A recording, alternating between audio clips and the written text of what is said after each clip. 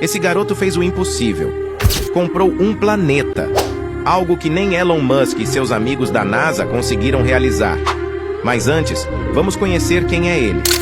Lil Uzi Vert, um rapper americano nascido na Filadélfia em 31 de julho de 1995.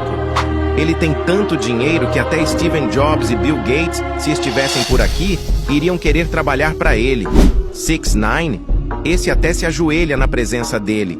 E sobre diamantes, já colocou um inteiro na testa. Mas espera aí, se ele comprou um planeta, para quem foi esse dinheiro? E por que ele ainda está vivendo aqui na Terra? Será que foi a NASA que embolsou tudo? Ou será que essa história é só conversa fiada? Deixa a sua opinião aqui nos comentários.